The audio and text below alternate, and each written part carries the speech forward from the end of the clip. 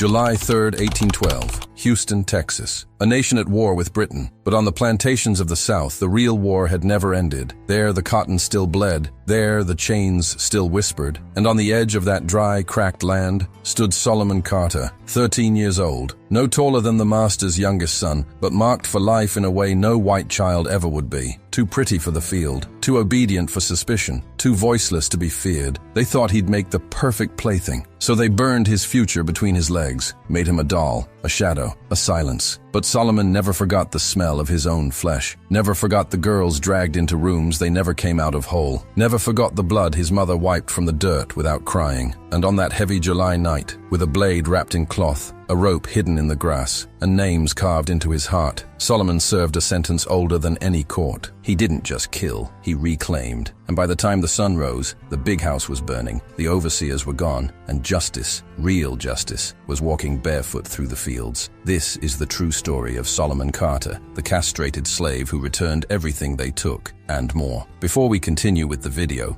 drop a comment telling us where you're from and what time it is over there, and don't forget to subscribe to the channel. They used to say Solomon Carter smiled too much. On a plantation where even the wind seemed to cry, his smile was like something unnatural, unsettling. It didn't match the cracked hands, the bruised backs, or the silence that settled over the slave quarters after sundown. While others learned to keep their heads low, eyes down, mouths shut, Solomon sang, not just words, but sounds that wrapped around the soul like warm cloth. He'd hum while hauling buckets too big for his small arms, sing lullabies to babies whose fathers were long gone, whistle bird songs so perfect they made old women weep without knowing why. He was beautiful too, and that was a danger all its own. Skin the color of burnished copper, eyes wide and too curious for the kind of world he was born into. The other children looked up to him. The elders watched him with quiet dread. The masters watched him too, but not with affection, with interest. By the time he was 9, Miss Eleanor whispered it first from the whitewood porch. That boy got too much light in him, ain't natural. And when she said light, she didn't mean God's grace. She meant the kind of shine that draws wolves. Master Jonathan, tall and pale as milk gone sour, had begun to linger near Solomon more often. He'd call him over with that slow, lazy southern drawl. "Come here, boy." Pat his head, touch his chin, stare just a second too long. Solomon didn't understand, not fully, but his mother did. She hadn't spoken a full sentence since the auction block, the day they were torn from the coast of Georgia and dragged west to Texas. But when she looked at Solomon, her eyes screamed everything her mouth could not. She watched him constantly, as if afraid the wind might take him when she blinked. And when he sang, her hands trembled. That voice, too sweet, too soft, too dangerous. It was a Sunday when the first warning came. Sundays were supposed to be rest, no picking, no whipping, just stale bread and bad preaching. But Solomon wandered too far, past the edge of the cotton rows, into the thicket where the old trees still remembered what freedom smelled like. That's where he saw them, doves, 3 of them, white against the dark bark,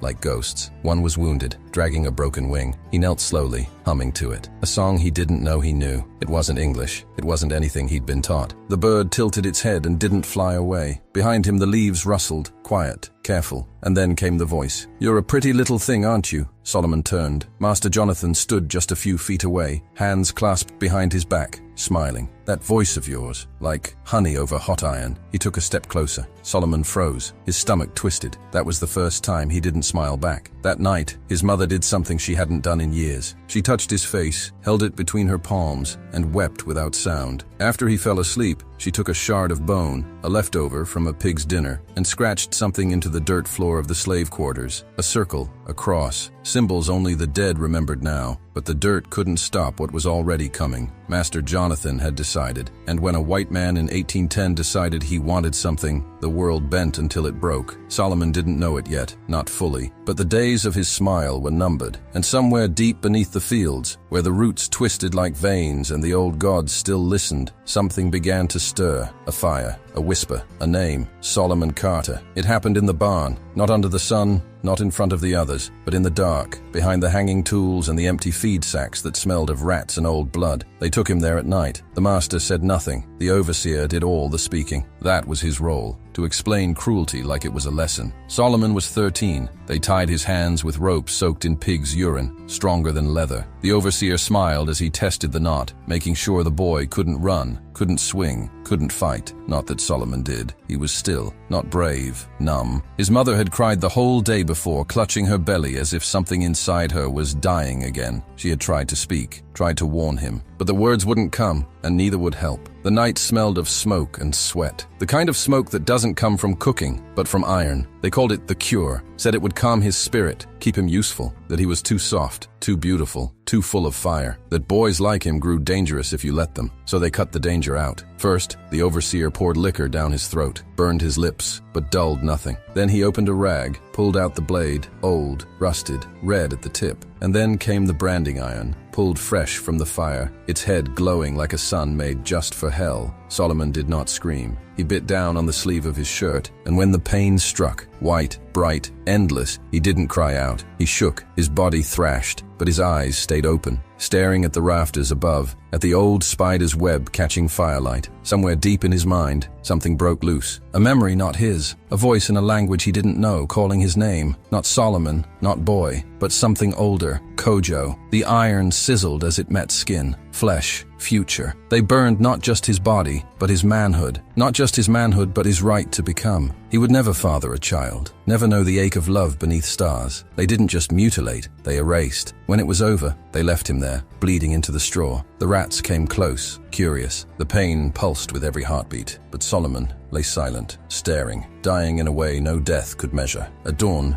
Ezekiel found him, old Ezekiel, who had buried more friends than he had teeth left in his head. He lifted the boy slowly, whispered something over him, a prayer or a curse, maybe both, and carried him back to the slave quarters, like one carries a sacred thing that's been shattered. His mother saw him and collapsed. Her mouth opened, but again, no sound. Just a wail that tore through her face without ever reaching her throat. They cleaned the wound, with ash, with salt, with the leaves the elders weren't supposed to have. They said nothing. No one said anything, not even the children, because this was not a punishment. This was a message. But Solomon did not break. The next day he stood, barely, and walked outside, slow, unsteady, every step a reminder. But when the wind blew and he lifted his face to it, something strange happened. He smiled, not the old smile, not the smile of joy or song, but a different one, hollow, bitter, sharp as bone. It was the smile of a ghost. From that day on, Solomon barely spoke. He sang no more, laughed no more. His voice, once sweet as sugarcane, became silence. But inside, where no man could reach, something was growing. It wasn't rage, it was memory, it was promise. It was the fire they forgot to cut. After the iron, they stopped calling him by name. No more Solomon, no more boy, no more Kojo. He became something else, something for use, something without a future, a husk that still breathed, still moved, but no longer belonged to itself. They started calling him it. Bring it to the quarters. Has it been cleaned? Make sure it's silent. The days blurred. The sun rose and set over a body that moved only when told. His hands still worked the fields. His feet still carried water, but he no longer lived among the others. He was kept apart, not in the big house, but not quite in the slave quarters either. A room behind the barn, small, cold, and always locked from the outside. At night, they came for him. Sometimes the master, sometimes his wife, sometimes both. They treated him like a doll, dressed him in clean linen,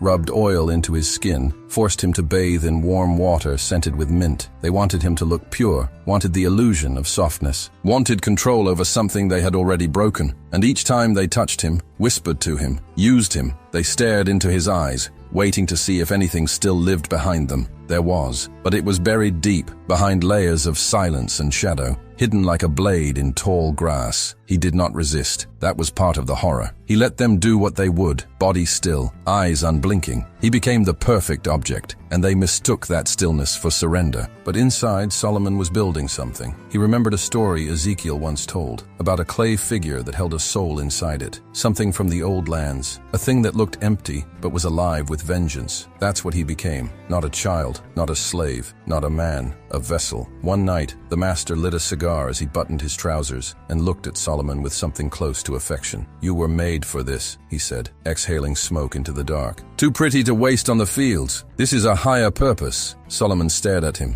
and for the first time in weeks, he spoke. His voice was dry, hollow, barely a whisper. I wasn't made. I was born. The master laughed, tossed the match to the floor and walked away. But the room stayed filled with heat, not from his breath, but from something rising in Solomon's chest. A heat not born of fire, but of memory. That night he dreamed, not of running, not of revenge, but of drums. He stood in a circle of fire. Figures danced around him, faces painted, eyes glowing. A woman with no tongue wept into his hands. A man with lion skin over his back held out a blade carved from bone. And behind them all, a mountain of skulls whispered one word over and over: soon. He woke with blood in his mouth, bit his tongue in his sleep maybe, or maybe not. Outside the fields were waking, whips cracking, voices shouting, the endless sound of cotton being pulled from its womb. But Solomon didn't move. He sat in the dark, staring at the dirt beneath him. There, scratched faintly into the wooden floor, he saw something his mother had once carved. Remember, it wasn't a command, it was a key. From that day on, Solomon began to remember everything.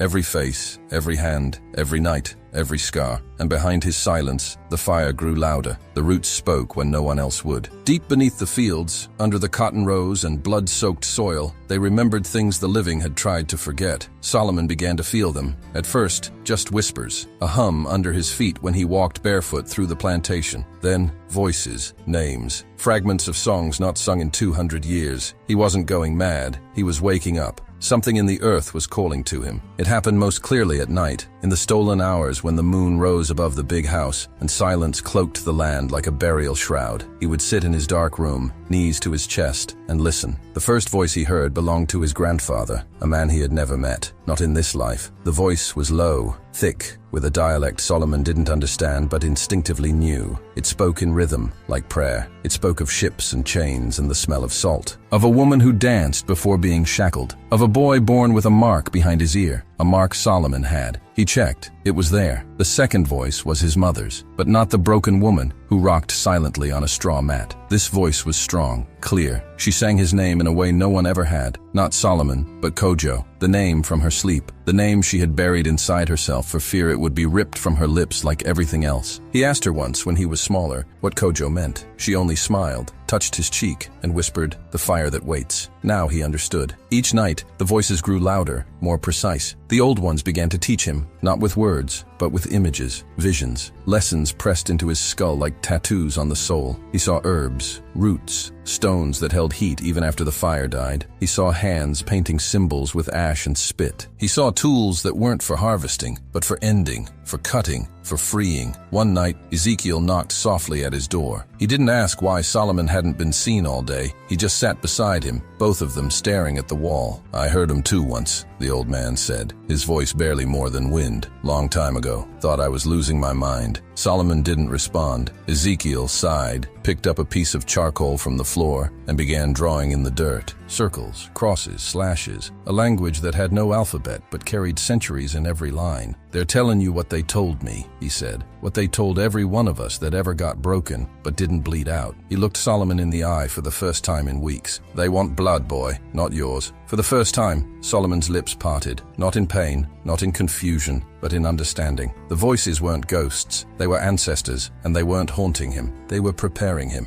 That night, Solomon followed the sound of the wind into the woods, deep past the boundaries, into land the masters didn't touch, because they were afraid of what lived there. Trees older than memory, stones carved with forgotten marks, a clearing with a circle of charred earth in the center. There, he knelt. He took a handful of dirt, rubbed it into his chest, and whispered what his mother once sang. "Kojo, Kojo, Kojo." The leaves rustled without wind. The ground grew warm beneath his knees, and when he opened his eyes, the stars above were no longer silent. They were watching. The wound never healed, not the one on the skin. That one closed, eventually, leaving a twisted scar like a question burned into his flesh. But the real wound lived elsewhere, deep inside Solomon, where even silence couldn't reach. It pulsed behind his ribs, a slow, invisible heartbeat reminding him of what they took. Not just the body, but the possibility. Not just the pain, but the meaning of it. Each morning, when the horn blew and the fields called, Solomon rose. Not because he wanted to, because his body remembered how, because even grief could be trained. He walked with the others, eyes low, lips dry, breath slow. The cotton fields shimmered with white cruelty, stretching far and empty. The sun hit hard, even before it climbed the sky. He picked, he bled, he endured. The others knew not to ask. No one mentioned the night in the barn. No one said his name out loud, not even Ezekiel, but they watched. They saw the way he moved, more deliberate now, more precise. They saw how his eyes changed, how he no longer sang, how the boy who once smiled at birds now walked as if the ground itself carried knives. One afternoon, the overseer barked louder than usual. A woman had dropped her basket. Her fingers were shaking. Solomon saw her, young, barely more than a girl, and the overseer's whip twitched like a tail in his hand. Solomon stepped forward, just one step. It was enough. The overseer looked at him and stopped, narrowed his eyes, grunted, walked away. No lash that day. The woman never thanked him. She didn't have to. Her eyes said everything. That night, Solomon returned to his corner, a patch of dirt behind the tool shed where the grass never grew. He sat with his back against the wood, blade in hand. A small thing, just a shard of metal Ezekiel had given him, wrapped in cloth. Not yet a weapon, but it would be. He practiced, scraping, shaping, learning balance, not how to fight, how to end, how to cut the right way, in the right place, with no wasted movement. The pain in his body never truly faded. Some nights, it returned like a fever, burning deep, but he didn't flinch anymore. Pain was just another language. He had learned to speak it. Then came Lila. She was new, small, with hair like wild grass and eyes too big for her face. Solomon saw her for the first time in the evening, curled in a corner near the cook fire, not speaking. She never spoke. He learned why the next day. They had taken her, the same way they had taken him, the same barn, the same cold night. And in the morning, she limped, her dress torn, her mouth shut tight, her eyes gone. He couldn't look at her, not because he didn't care, because he cared too much. The wound inside him screamed. That night, he didn't sleep. He walked to Ezekiel instead. The old man sat alone, sharpening something small and jagged. "I want to learn," Solomon said. Ezekiel looked at him, long and slow, then nodded. "Come back tomorrow." And every night after, they trained in silence. Ezekiel taught him how to move without being seen, how to read a man's weight by the sound of his boots, how to strike fast and only once, how to aim not for strength but for certainty, how to make it count. "They think you weak," he said. "Let them. That makes you stronger." Solomon listened, practiced, waited. Each night, he whispered to the wound, spoke to it like it was a god. "You are not my enemy. You are my teacher. You are the fire that was meant for them." Lila watched him from a distance, never close, but she began to eat again, began to sit nearer the fire. Her shoulders lifted a little more each day. One night, as the wind blew hard across the fields, Ezekiel handed Solomon a second blade, longer, sharper, clean. "It's time," he said. "For what?" Solomon asked. Ezekiel smiled, sad and slow. "To make sure the wound doesn't spread." That night, Solomon walked the fields alone. He looked up at the moon, full, red at the edges. The sky was clear, the stars bright. He thought of the barn, the girl, the smell of blood, the silence after, and he made a promise. "This ends with me. Not because I am healed, but because I never will be. And in that wound, I carry every scream they thought they silenced." The body can scream. Bones can snap, skin can split, but flesh itself doesn't cry. It remembers. It keeps the burn, the bruise, the bite. It holds the memory in silence, because crying is a language the flesh was never taught. But Solomon knew it. He knew the quiet sob that lives inside the muscle, the kind that stays after the wound has closed, after the night has passed, the kind that becomes part of the way you walk, the way you breathe, the way you hold your jaw when no one is watching. And he saw it in her, Lila. She never said a word, but her body told the story. In the way her arms curled inward, in the way she flinched at shadows, in the way her tiny hands gripped her dress like it was the only thing holding her together. Solomon watched, not to pity, to witness, because someone had to. And as he watched, something shifted inside him. Not rage, that had passed. Not grief, that had been buried. This was something colder, clearer, precision. He moved through the days like a blade still in its sheath, quiet, unnoticed, but ready. He worked the fields, ate the same stale bread, drank from the same rusted tin. But every night, he trained. Ezekiel showed him how to walk without leaving sound, how to read the wind, how to feel the earth through his feet, how to know when a man was nearby the way the trees change their silence. "Don't fight for pride," Ezekiel told him. "Fight for the dead, they watching." And Solomon believed him. One night, as the moon cut sharp through the black, Solomon sat outside alone. The stars stared down like ancestors with judgment in their eyes. He rubbed the small blade between his fingers, feeling its edge bite into his skin. not deep enough to bleed, just enough to remember. He thought about his mother, how she had folded in on herself after what they did to him, how she had stopped singing, how she had started drawing circles in the dirt behind the hut, protective marks, symbols of old power. He hadn't understood then. He did now. She was preparing him. He saw her in dreams sometimes, hair wrapped tight, eyes empty, but her hands moved like they remembered everything. Sometimes she placed a bowl of fire before him. Sometimes she pointed toward the woods. He always woke before she spoke. The next morning, the sky was heavy, gray clouds like bruises. Thunder rolled low in the distance. Work was slower that day. The air felt too thick. Something in it pulsed, like a drum. The overseer was restless. His hand gripped the whip tighter. His voice barked quicker. Fear made him sharp. He could feel it too, the change. When he passed near Solomon, he paused. "You think you're clever, don't you?" Solomon didn't answer, just stared. The overseer stepped closer. "I see the way you look, the way you walk, like you got something burning in that belly." Still, no answer. A long silence. Then, just before walking away, the overseer muttered, "You best pray I don't catch it spilling out." But it already had. That night, the rain came. Not soft, violent, the kind that shakes roofs and floods fields. And in that storm, a scream. Solomon heard it from the far side of the quarters. High, broken, then silence. He ran, through mud, past rows of sleeping bodies, into the dark near the stables. Lila lay in the dirt, her dress torn again, her legs bare, her lips split. The overseer stood above her, belt in hand. He turned at the sound of footsteps, saw Solomon, smiled. "Come to watch?" Solomon didn't answer. His hand reached behind him, into the folds of his shirt, where the blade lay wrapped. The overseer stepped forward. "You think you're a man now?" And Solomon moved. Not fast, not wild, precise. The blade cut through rain, through flesh, through voice. A single slice across the thigh. The overseer fell, screaming, but Solomon didn't stop. One cut for Lila, one cut for himself, one cut for the girl before, one for his mother, and then silence. The overseer didn't move. Lila crawled backward, eyes wide. Solomon knelt beside her, took off his outer shirt, wrapped it around her, lifted her slowly. No words, only the rain. He carried her back through the dark, into the quarters, laid her down beside the fire, covered her in blankets. Ezekiel met his eyes. "It begins now," the old man said. And Solomon, soaked in blood and rain, nodded. The flesh had never cried, but it had spoken, and the sound of it would echo. The moon came full and heavy, like an eye that refused to blink. It rose above the fields without apology, casting silver light across rows of cotton and the crooked backs of the broken. It touched the rooftops of the quarters, the gates of the stables, the black iron bars that lined the back of the big house. It did not hide, and neither did Solomon. He stood beneath it,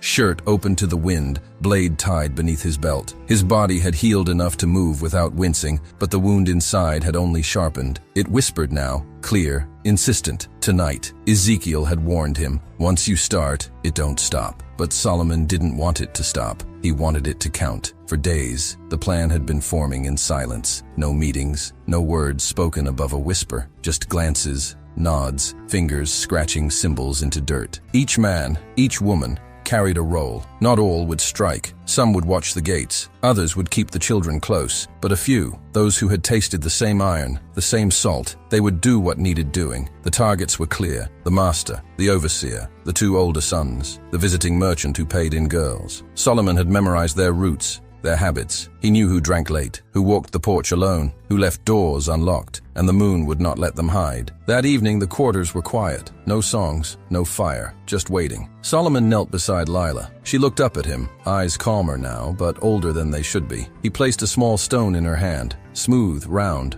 marked with a charcoal line. "If you hear noise," he said, "hold this. Don't speak. Don't move. Just hold." She nodded. Then he stood and walked into the dark. The others followed, not like soldiers, like spirits. They moved through the field paths, using the moon as their compass. No shoes, no breath wasted, just eyes forward, hearts pounding, blades hidden in cloth. The first was the overseer. He had returned to his cabin after a night of drinking. Boots off, pistol on the table. He didn't hear the door creak, didn't see the shadow cross the room. Solomon stood over him. The man woke just as the blade kissed his throat. His eyes widened. "You," he gasped. Solomon said nothing. The cut was clean. The second was the older son, Thomas. He was in the barn, checking traps. Alone, arrogant, always alone. A woman struck this time. Sarah, her face tight with memory. She buried the blade deep. He gurgled, fell, She didn't watch him die. The merchant was next. He was in the guest room, fat, loud. He had brought 2 bottles and a girl with him. She escaped through the window and the screams began. Ezekiel and another man dealt with him. They left his body in the hog pen. Only the master remained. Solomon approached the house alone. The door was unlocked. He stepped inside, barefoot on polished wood. The master sat in his chair, candle burning. As if he knew, he looked up, calm. "I wondered when you'd come," he said. Solomon stood in the doorway, blade at his side. "I gave you a place," the master said. "Better than most. You were special. Still are." Silence. "You won't make it out alive." Still, Solomon did not speak. He walked forward, slow, until only the candle separated them. Then he said, "I was never alive, not to you." And he struck, not once, many times. Each cut for a name, each gash for a memory, each drop of blood for the ones who never returned. When it was done, Solomon stood over the body, breathing hard, eyes dry. The moon watched from the window. Outside, no alarms, no dogs, only the wind. The others waited at the edge of the trees. When Solomon returned, they opened a path. He walked through them, the blade still in hand, covered in red. No one spoke. They had no need. The full moon saw everything, and none of them cried. It started with smoke, a thin column rising from the rear of the house, curling like a whisper into the early night sky. Most didn't notice at first. The fields were quiet, the air still. The slaves moved with caution, tending to their corners of the world, pretending the earth was not shifting beneath their feet. But then the smoke thickened. And then came the fire. It crawled up the back walls like it had been waiting there for generations. Flames reached through windows like fingers desperate to touch the past. The wood cracked and screamed. The glass exploded outward like it had seen enough. Inside, the rooms lit with fury. Solomon stood at the edge of the fields, watching the flames dance across the roof. He had not set the fire himself. That honor had gone to Ruth, the cook. She had poured the oil, whispered a name over it, and lit the match with a steady hand. "For the children in the cellar," she said. No one stopped her. No one ran to save what was burning. Inside the house, linen curtains melted into ash. The master's study, where contracts were signed and families were torn, burned the longest. Pages flew out through the broken windows, curled and blackened, landing in the fields like falling birds. Someone laughed, not out of joy, out of shock, out of release. The laughter became a wave, a low, strange chorus. Some cried, some shouted. One man dropped to his knees and whispered a name over and over. Ezekiel stood beside Solomon. "You smell that?" he said. Solomon nodded. "That's what justice smells like." The flames rose higher. Solomon took a step forward. The fire lit his face, made his skin glow bronze, like a statue of something old and holy. His blade was still at his side, but it was no longer needed. The house was dying on its own. Behind him, the others gathered, slowly, silently. Women holding children, old men leaning on sticks, young ones with wide eyes. They all watched. The big house had always watched them. From its high windows, with its wide porches and polished railings, it had judged, it had condemned, it had consumed. Now it burned, and they watched it go. The fire cracked louder. A roof beam collapsed. Embers floated into the sky, mixing with the stars. Someone began to sing, low at first, then stronger. A song without words, just sound, just breath and sorrow and something else, something victorious. It spread. Voices joined, some off-key, some shaking, but all together, and the fire danced to their rhythm. The house didn't fall all at once. It fought, screamed, tried to hold on, but the roots were too dry, the walls too soaked in old blood. Eventually, it surrendered. A great groan, a heaving sigh, and then it collapsed inward. A cloud of ash rose like a spirit freed. No one moved. They stood in the heat, the smoke, the silence after. Solomon turned to the crowd. His voice had not been used in days. When he spoke, it was raw. "It's over." No one clapped. There was nothing to celebrate, but heads nodded, eyes closed, hands clutched tighter. Somewhere in the distance, dogs barked. Riders would come. The outside world would ask questions. Punishments might follow. But for now, in that moment, beneath that moon, beside that ruin, they were free. Not by paper,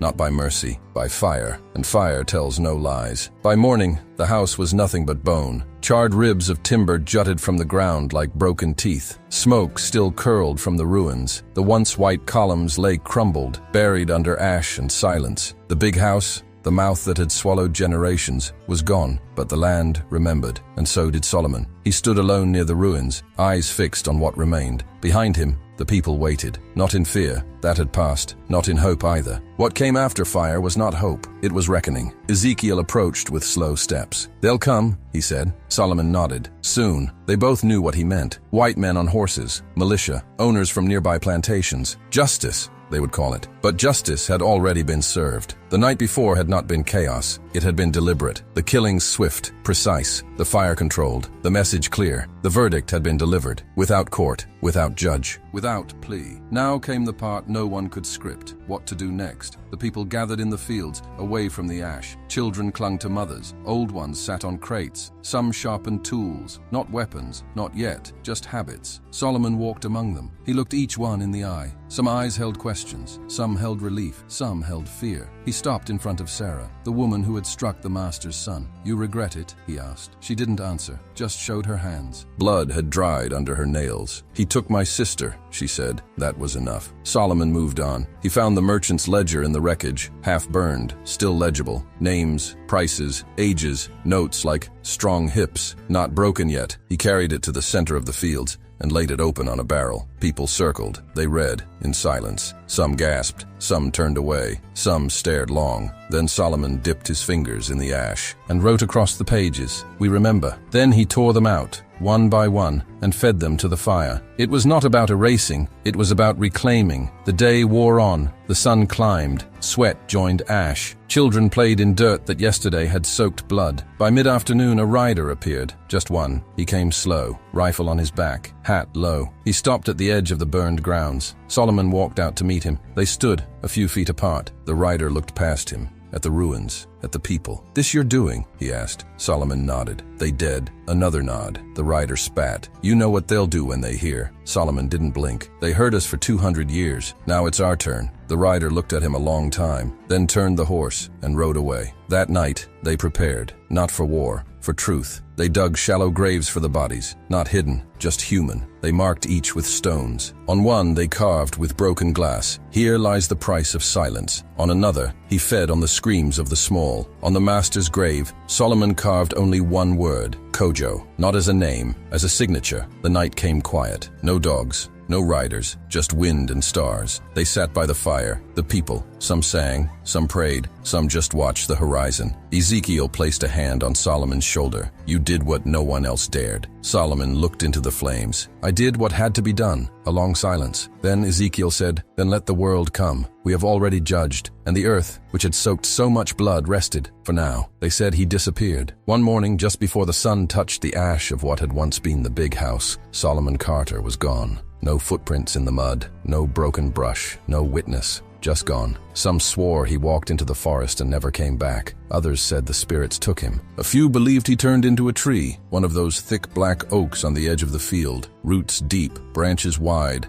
eyes closed forever. But the truth is, Solomon Carter never left. He became memory, and memory does not walk away. In the days after the fire, the land held its breath. No riders came, no chains. No torches, not yet. The neighboring plantations whispered. Some watched from a distance. None dared move, and the people waited. They built quiet. They planted food where the master's garden had once grown. They opened the slave quarters, turned them into halls of sleep and gathering. They buried the dead, named the unnamed. The names the ledgers erased were carved into stone, into wood, into flesh. Children played without fear for the first time. Lila spoke her first words again. "Ashes can be warm," she said, and no one corrected her. Ezekiel took the ledgers, the weapons, the documents of ownership, and placed them in a pit. He burned them all, except one page. On it, Solomon's name, bought at age 7, marked quiet, mild, good with animals. He pinned that page above the door of the old storehouse, not as tribute, as warning. Let no one forget how quiet becomes storm. Solomon's name began to drift, first across the fields, then the rivers, then the towns. Some twisted it, called him a demon, said he bewitched the land. Others turned him into legend. They said his blade was made of moonlight, that he walked barefoot through fire and the flames turned to dust, that he never blinked, that he died standing, smiling,